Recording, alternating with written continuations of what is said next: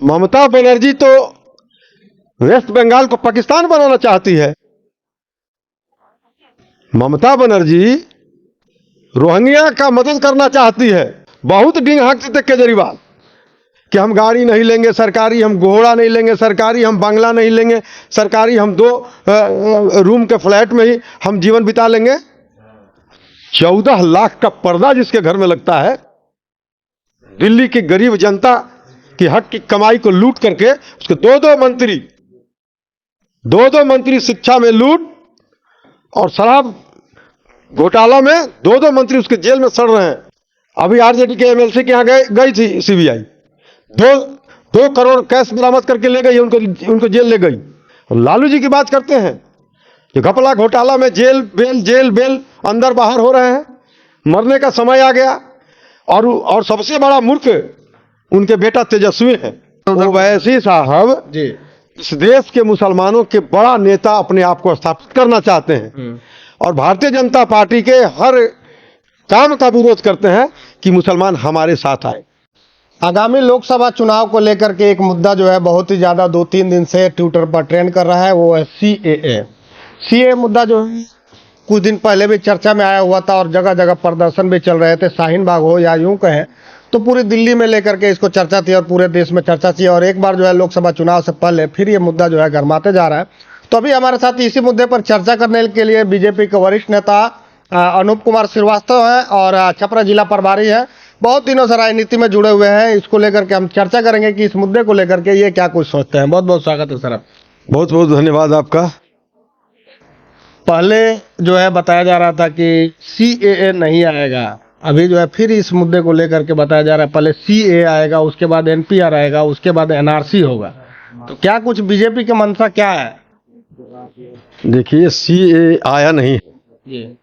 CAA citizen amendment act है जी, नागरिकता संशोधन कानून जी, और ये 1955 में बना था जी।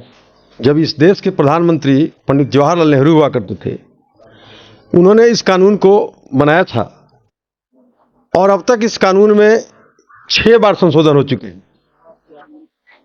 और इस बार जो यह संशोधन हुआ है, यह कानून लागू हुआ है संशोधित करके, इसको विपक्ष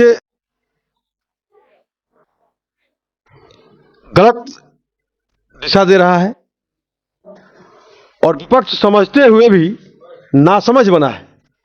वोट की राजनीति के लिए मुसलमानों को बेवकूफ बनाने की रणनीति के तहत सीएए पर आज विपक्ष इस देश का सवाल उठा रहा है। दुर्भाग्य है इस देश का कि भारतीय जनता पार्टी और नरेंद्र मोदी का विरोध करते करते आज भारत का विपक्ष इस देश का, भारत देश का, हिंदू धर्म का और हिंदुओं के विरोध पर भी उतर गया। इस कानून से किसी को लेना देना नहीं है। यह कानून धर्म के आधार पर प्रताड़ित उन 3 देशों के लोग, जिसमें अफगानिस्तान है, पाकिस्तान है और बांग्लादेश है, धर्म के आधार पर जिनको प्रताड़ित किया गया, जिनका धन संपत्ति लूट लिया गया, जिनका आबरू लूट लिया गया, जो उन देशों को छोड़ करके और भारत में आकर के शरणार्थी के रूप में 40-45 वर्षों से अपना जीवन यापन कर रहे हैं। भारत में भी उनका कोई अधिकार नहीं है। मानवता के नाते भारत की सरकार ने, हमारे यशस्वी प्रधानमंत्री नरेंद्र भाई मोदी ने, यह पिछले 19 के लोकसभा चुनाव में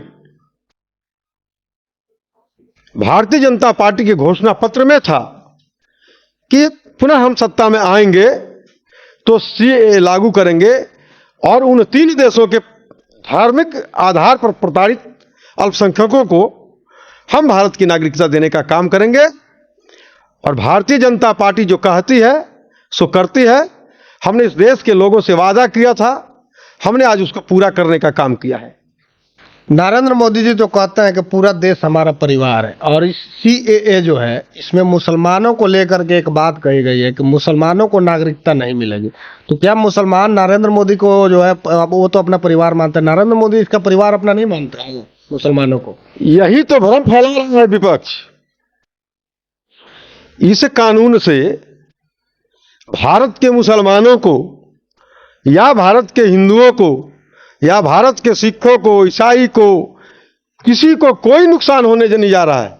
हमने पहले कहा आपसे कि बांग्लादेश, पाकिस्तान, अफगानिस्तान के वैसे लोग जो भारत में शरणार्थी के रूप में रह रहे हैं, जिनको उनके देशों में धर्म के आधार पर उनकी प्रताड़ना हुई है, वो प्रताड़ित हुए हैं, उनका धन संपदा लूट लिया गया है, उनको भागने पर मजबूर किया गया है, वैसे शरणार्थियों को हम भारत की नागरिकता दे रहे हैं। इसमें हम कहाँ मुसलमानों से द्वेष है, हम कहाँ मुसलमानों की नागरिकता छीन रहे हैं। यह विपक्ष भ्रम फैला रहा है, मुसलमानों को मूर्ख बना रहा है वोट लेने के लिए, किससे मुसलमानों की नागरिकता चली जाएगी। अरे भैया, ये CAA नागरिकता देने वाला कानून है। अभी मैं नाम भूल रहा हूं, मुस्लिम धर्मगुरु टीवी पर आ रहे थे कल, उन्होंने स्पष्ट कहा कि इस कानून से भारत के किसी भी नागरिक को कोई नुकसान नहीं है। हम वैसे प्रताड़ित लोगों को जो धार्मिक आधार पर प्रताड़ित होकर के और आकर के उन देशों से यहां पर शरणार्थी के रूप में जी रहे हैं, हम मानवता के नाम पर उनको भी एक नया जीवन जीने का अवसर प्रदान कर रही है हमारी सरकार। इसमें हर्ज क्या? जिसका नाम नहीं आएगा, NRC में अगर नाम नहीं आता, मुसलमान है अगर वो, तो क्या CAA के तहत उसको नागरिकता मिलेगी? मुसलमान और हिंदू की बात ही नहीं है। बांग्लादेश, मैं बार बार कह रहा हूं, बांग्लादेश, पाकिस्तान और अफगानिस्तान के धर्म के आधार पर प्रताड़ित अल्पसंख्यक, उसमें हिंदू हैं, सिख हैं, जैन हैं, पारसी हैं और ईसाई हैं, ये धार्मिक आधार पर प्रताड़ित होकर के उन 3 देशों से आए हुए लोगों को, अगर कोई मुस्लिम भी प्रताड़ित होकर के वहां से आया है तो वो बताए, अप्लाई करें, उस पर भी विचार होगा। लेकिन स्पष्ट इस कानून का उद्देश्य है धार्मिक आधार पर प्रताड़ित लोगों को, अल्पसंख्यकों को। तो ममता बनर्जी इतना दिन से वो भी राजनीति में जुड़ी हुई हैं, तो वो क्यों विरोध करें? इतनी राजनीतिक समझ तो उनको होगी। ममता बनर्जी तो वेस्ट बंगाल को पाकिस्तान बनाना चाहती है। ममता बनर्जी रोहिंग्या का मदद करना चाहती है। जो रोहिंग्या मुसलमान बांग्लादेश से अवैध तरीके से जो बंगाल में आए हुए हैं, ममता बनर्जी उनको अपना वोटर बना ली है, वो भारत के माथे पर बोझ हैं। वैसे लोगों की पहचान NRC के तहत होगी। जो NRC लागू होगा तो वैसे लोगों की पहचान करके जो इस देश के मुसलमानों का हक छीन करके खा रहा है रोहिंग्या, हम उनको इस देश से बाहर करेंगे, न कि हम भारतीय मुसलमानों को बाहर करेंगे। भारत का मुसलमान तो भारत का नागरिक है, उसका उतना ही अधिकार है जितना हिंदू का अधिकार है। तो यह मुसलमानों के बीच भ्रम फैला करके इस देश में अशांति पैदा करना चाहता है विपक्ष, देश को कमजोर करना चाहता है विपक्ष। इसलिए वो ये तरह तरह की भ्रांतियां फैला करके और सिर्फ मुसलमानों की वोट लेना चाहता है। तो चलिए, उनसे आप अगर सहमत नहीं हो रहे हैं, केजरीवाल जी हैं, केजरीवाल तो विकास की बात करते हैं, एजुकेशन की बात करते हैं, वो भी तो CAA के जो है विरोध में बात कर रहे हैं। आप चले जाइए दिल्ली में, जिस विकास की बात करते हैं, मोहल्ला क्लिनिक, एक बुखार का कालपोल नहीं मिलता है। मोहल्ला क्लिनिक में सुअर और गधे रहते हैं। ये जो आवारा पशु हैं वो उन अस्पतालों में रहते हैं। और शिक्षा का तो जिस तरह से उन्होंने बंदरबाट किया है, बहुत डींग हाँकते थे केजरीवाल। लेकिन CAA का विरोध में तो है ना। एक मिनट, बहुत डींग हाँकते थे केजरीवाल कि हम गाड़ी नहीं लेंगे सरकारी, हम घोड़ा नहीं लेंगे सरकारी, हम बंगला नहीं लेंगे सरकारी, हम 2 रूम के फ्लैट में ही हम जीवन बिता लेंगे। 14 लाख का पर्दा जिसके घर में लगता है, दिल्ली की गरीब जनता की हक की कमाई को लूट करके 2 मंत्री दो मंत्री शिक्षा में लूट और शराब घोटाला में दो मंत्री उसके जेल में सड़ रहे हैं, सालों से जेल में सड़ रहे हैं, उनका बेल नहीं हो रहा है। और केजरीवाल को भी जाना है जेल, शराब घोटाला में केजरीवाल को भी जेल जाना है। इसलिए केजरीवाल जी सरकार के हर कदम का विरोध कर रहे हैं। वो कांग्रेस को भ्रष्टाचारी कहते थे, कांग्रेस के लोगों को जेल में देखना चाहते थे, और आज उन्हीं भ्रष्टाचारियों के गोद में बैठ करके और भारतीय जनता पार्टी का विरोध कर रहे हैं। दिल्ली की जनता मूर्ख नहीं है, दिल्ली देश की राजधानी है और वहां बहुत समझदार लोग रहते हैं। इस बार उनकी भी विदाई है और इस विदाई के डर से 8-8 बार जिनको घोटाले में सीबीआई ने नोटिस जारी किया है, अगर आप कमी नहीं है, आपने घोटाला नहीं किया है, क्यों नहीं पूछताछ में हाजिर हो रहे हैं? 8 नोटिस हो चुका है। और इसी तरह से झारखंड के मुख्यमंत्री 10 नोटिस जारी होने पर नहीं गए, आज जेल के भीतर हैं। केजरीवाल भी जाएंगे, सीबीआई गई है। जितने अब विपक्षी पार्टी हैं जो मुसलमानों की बात करती है, आप लोग उसके पीछे सीबीआई लगा देते हैं, चाहे वो लालू यादव हो या वो ममता बनर्जी हो या चाहे वो केजरीवाल हो। ममता बनर्जी पीछे तो ममता बनर्जी के घर सीबीआई कब गई? गई थी, पिछले बार तो गई थी, तो तभी तो वहां की पुलिस ने अरेस्ट कर लिया था उसको। ममता बनर्जी के घर नहीं गई थी, जिस नेता पर आरोप था उस नेता के घर गई थी। आपको उड़ीसा के मुख्यमंत्री नवीन पटनायक हैं, उनके यहां सीबीआई क्यों नहीं जाती है? छत्तीसगढ़ में कांग्रेस की सरकार थी, राजस्थान में कांग्रेस की सरकार थी, वहां सीबीआई क्यों नहीं जाती है? आप चोरी करेंगे, अभी आरजेडी के एमएलसी के यहां गई थी सीबीआई, 2 करोड़ कैश बरामद करके ले गई, उनको जेल ले गई। तो चोरी भेजते तो आप ही लोग ना है। लालू प्रसाद यादव तो गरीबों की आवाज बनते हैं, आप लोग सीबीआई से उनका अगर कांग्रेस और कांग्रेस के गठबंधन घटक के लोग, चाहे लालू यादव हो, चाहे मुलायम यादव हो, चाहे अखिलेश यादव हो, चाहे केजरीवाल हो, अगर ये लोग पिछले 70 सालों में केंद्र में सत्तासीन थे और अगर इन लोगों ने उपयोग किया होगा सीबीआई और ईडी का, तो उसी आधार पर यह समझ रहे हैं कि भारतीय जनता पार्टी उपयोग कर रही है। आपके घर क्यों नहीं सीबीआई जा रही है? हमारे घर सीबीआई क्यों नहीं आ रही है? नीतीश कुमार हम लोग के विपक्ष में थे, क्यों नहीं सीबीआई इनके घर चली गई? ये चोरी और सीनाजोरी ये दोनों नहीं चलेगा। और लालू जी की बात करते हैं, जो घपला घोटाला में जेल बेल अंदर बाहर हो रहे हैं, मरने का समय आ गया।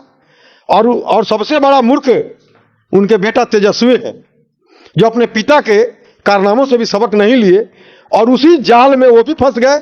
आज घोटाला में उनका भी नाम आ रहा है, चार्जशीटर हो गए हैं, वो भी बेल पर है, उनको भी जेल जाना है।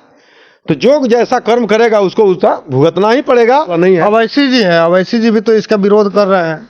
अवैसी जी भी कह रहे हैं कि पहले बोले थे कि नहीं आएगा, अब मुसलमानों को इससे अलग कर दिया है कि मुसलमानों को नागरिकता नहीं दी जाएगी, बाकी जो धर्म के लोग हैं वो लोगों को दी जाएगी। तो वो भी कहीं ना कहीं शुरू से लेकर के अभी तक टिके हुए हैं कि हम इसके विरोध में थे और आज भी हैं और आगे भी रहेंगे। 2019 में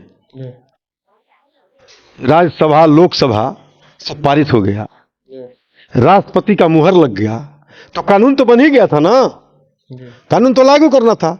बीच में कोरोना के संकट से देश जूझ रहा था, उसमें यह कानून लागू नहीं हुआ। इस कानून को लागू होने से विपक्ष क्यों इतना घबरा रही है? क्या नुकसान है विपक्ष को? किसकी नागरिकता? लोग पहले कहते, यही विपक्ष के लोग कहते थे कि भारतीय जनता पार्टी की सरकार बनेगी तो मुसलमानों को पाकिस्तान भेज दिया जाएगा। आप इधर उधर टॉपिक को डाइवर्ट वैसी साहब पे बोलिए। कहा जाता है विपक्षी जो है कहता था कि आपकी पार्टी है, आपके सहयोगी है, उनको बी टीम आपको कहा जाता है, आप उधर से उधर। वैसी साहब जी इस देश के मुसलमानों के बड़ा नेता अपने आप को स्थापित करना चाहते हैं और भारतीय जनता पार्टी के हर काम का विरोध करते हैं कि मुसलमान हमारे साथ आए। लेकिन इस देश का मुसलमान बहुत समझदार है। अब तो हमको लगता है कि पिछले चुनाव से 20% से ज्यादा मुसलमान भारतीय जनता पार्टी को वोट देने लगे। और जब से 3 तलाक हटाया गया है उसमें 50% से अधिक महिलाएं, जो पढ़ी लिखी महिलाएं हैं, वो सब भारतीय जनता पार्टी को पसंद करने लगी हैं। ये दाल नहीं गलेगा ओवैसी जी का भी, ये चाहे जितना भ्रमित कर दे लोगों को, लोग समझने वाले लोग हैं, समझदार लोग हैं, अब उनकी दाल किसी की गलने वाली नहीं है।